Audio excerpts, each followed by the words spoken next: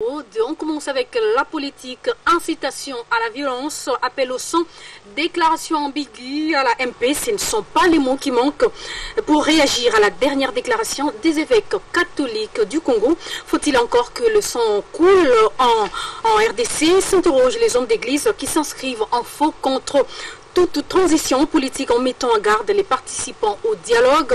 Pour le porte-parole de la majorité, appeler les fidèles à la vigilance en ayant à l'esprit l'article 64 de la Constitution, c'est grave comme déclaration pour une église qui se veut apolitique. Suivez André Alain Tundou qui intervenait dans l'émission 2 heures de news, reçue par Jean-Pierre Kayembe et Stella Abaya. Interprété comme un appel au sang, en insistant sur les aspects négatifs et sur une présomption de fatalité.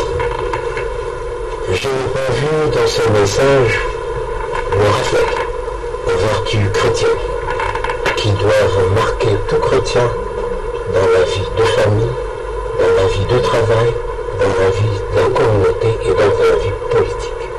Le message d'amour, le message de solidarité, le message de confiance envers les institutions, et particulièrement le président de la République, parce que tout pouvoir vient de Dieu.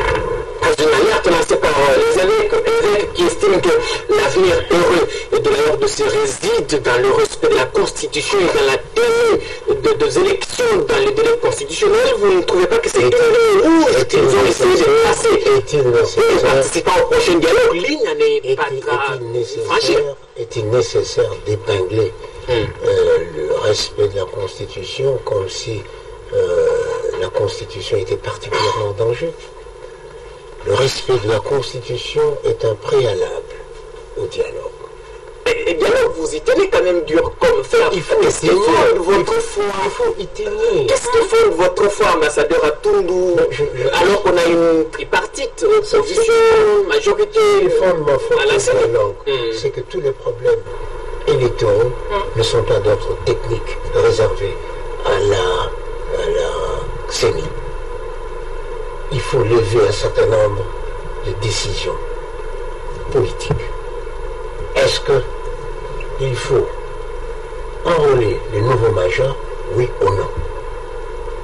C'est la politique qui doit décider. Est-ce qu'il faut...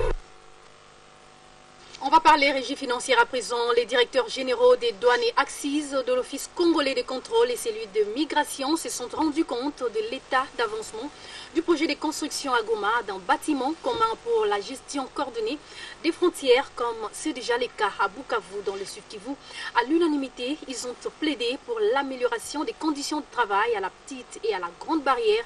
Les directeurs généraux de ces trois entreprises publiques ont bien avant échangé avec le gouverneur du Nord Kivu, Julien Paluku. Reportage signé Fanny Anifa Kassimwana. En séjour à Goma, dans le Nord Kivu, les directeurs généraux des douanes et axes de l'Office congolais de contrôle et celui de la Direction générale de migration ont visité la petite et la grande barrière où seront exécutés des travaux de construction d'un immeuble commun, comme c'est le cas à Bukavu, dans le Sud Kivu. Sur place, ils se sont rendus compte du fonctionnement de tous les services œuvrant aux frontières. Le directeur général des douanes et axes, Deo Rugwiza Magera, a fustigé les mauvaises conditions de travail à la petite barrière et souhaite qu'un changement de ces conditions puisse s'effectuer le plus tôt possible. On va ériger par là les mêmes bâtiments. Alors les explications qui ont été données, c'est d'abord de savoir à quel niveau se trouve le projet. La petite barrière, vous avez vu que les conditions dans lesquelles travaillent nos collaborateurs ne sont pas du tout bonnes, donc il faudrait qu'on les remplace, qu'on change assez rapidement. La grande barrière, la DGM qui pilote en fait ce projet de gestion coordonnée des frontières, nous a fait voir où se trouve le projet, le niveau d'avancement, et nous avons saisi l'occasion pour visiter nos services qui opèrent aux frontières. Donc les sentiments sont des sentiments de joie et de regret quelque part parce que à la petite barrière, vous avez été avec nous, il faut que les choses changent assez rapidement. Par la suite, la délégation s'est rendue à la Grande Barrière où le numéro 1 de la DGM a fourni les explications sur l'état d'avancement des travaux.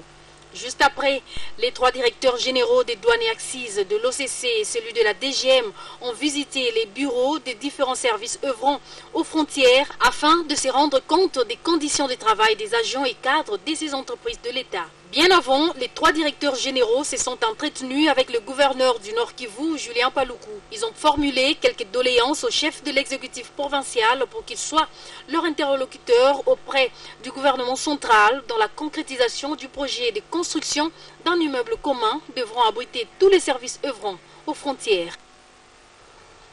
C'en n'est pas fini avec la série de remises et reprises. Jean-Robert Koloba Dengue, commissaire spécial du Sud-Ouangui, a officiellement pris ses fonctions samedi dernier dès son arrivée à Gemena, chef-lieu de cette province, à travers une cérémonie de remise et reprise. La réhabilitation des infrastructures de base et la sécurité restent des axes prioritaires pour le numéro 1 du Sud-Ouangui. Suivez ce reportage. C'est un accueil chaleureux, digne de ce nom, qui a été réservé au commissaire spécial du Sud-Ouangui, Jean-Robert Koloba Dengue, à sa descente d'avion en provenance de Kinshasa. Dans la foule, on a aperçu les habitants de Gemena, les notables et membres du parti ATD. Le numéro 1 du Sud-Ouangui a par la suite reçu le premier honneur militaire en présence des inspecteurs provinciaux de la police nationale congolaise. Après ces civilités, Jean-Robert Koloba a effectué une longue marche drainant dans sa suite une foule compacte. Puis est venu le moment du meeting populaire. Ici, il était question pour le chef de l'exécutif provincial du Sud-Ouangui de remercier la population pour l'accueil lui réservé et de brosser brièvement les principaux axes de son action à la tête de la province. La réhabilitation des infrastructures de base et la sécurité restent prioritaires. Féliciter la population de la province du Sud-Ouangui et en particulier la cité de Gemena. Et j'ai senti à moi que j'étais devant les gens qui pouvaient bien me soutenir dans la réalisation des missions qui me sont confiées par le gouvernement central et prises par le chef de l'État par rapport à la reconstruction de la modernité. Jean-Robert Koloba Dengue reste conscient des défis qui l'attendent, mais avec l'appui de la population, de sa famille politique et du chef de l'État, Joseph Kabila, le développement du Sud-Ouangui est possible. Il a par la suite communié avec ses administrés à travers un culte d'action des grâces à l'église du Christ au Congo, temple de Gemena, avant de tenir la première réunion du Conseil provincial de sécurité. Ici, il a à nouveau fixé son plan d'action politique qui va s'atteler à la sécurité, la restauration de l'autorité de l'État, la lutte contre les conflits intercommunautaires. Le commissaire spécial Jean-Robert Koloba a enfin procédé à la remise et reprise avec le divisionnaire unique de la province afin de prendre officiellement ses fonctions. De retour à Kinshasa, direction route de l'université, ce tronçon compris entre les avenues Mopulu et Kolokoso connaît une dégradation inquiétante. Des gros nids de poules ont complètement défiguré la chaussée. Conséquence, la circulation est troublée, voire bloquée. Les conducteurs de véhicules expriment de plus en plus du mal à passer sur cette chaussée. Les constats ont été faits par Krionik Bongo et Linda Kibushi.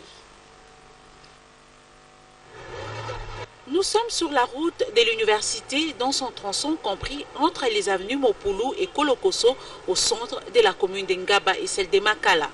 Ici, la chaussée n'est plus que l'ombre d'elle-même. La destruction, la dégradation ont élu domicile à chaque pas de cette partie de la route qui chemine vers le rond-point Ngaba. Gros nid des poules, complètement défigurés avec une physionomie désagréable aux allures inquiétantes, cette route ne permet plus aux conducteurs des véhicules de rouler paisiblement et librement. C'est un vrai casse-tête pour les chauffeurs, une véritable équation à résoudre pour les conducteurs qui arrivent à cet endroit. Dès notre arrivée, nous avons été accueillis par la colère des conducteurs des véhicules et les habitants qui ont exprimé leur ras-le-bol. C'est difficile ici. Depuis rond-point Ngaba jusqu'à Mopulu, la route s'est complètement dégradée. Depuis arriver ici, mon véhicule est tombé en panne. Je suis bloqué, vraiment c'est difficile. On ne sait plus comment nourrir nos enfants à cause de l'état de la route. Si c'était le phénomène Kuluna, ils seront intervenus rapidement alors. Depuis Kapela, en passant par la commune d'Ongaba jusqu'à Mopulu, la route s'est complètement détériorée. Conséquence de cet état de route, les embouteillages monstres à chaque minute. ces blocages sont en grande partie causés par la dégradation de la route. Selon un autre chauffeur, cette situation serait due au manque de caniveaux. Un peu plus loin de là, un autre constat amer à Kapela 2, non loin de Yolo-Ezo. Ici encore, l'état décriant de la chaussée rend la tâche difficile aux conducteurs qui de fois empruntent les trottoirs sablonneux pour ne serait-ce que passer. Un autre conducteur a tenté de prendre le trottoir, malheureusement, il est bloqué. On ne comprend plus ce pays. On ne sait plus quoi faire finalement. Nous les chauffeurs, nous souffrons énormément. Au niveau de Mopulu, tout s'est détérioré. Et à Kapela même, on ne sait plus quoi faire. Pourquoi on les a votés? À force de fuir la chaussée, les conducteurs ont transformé les trottoirs sablonneux en boue. La saleté a aussi élu domicile à cet endroit et présente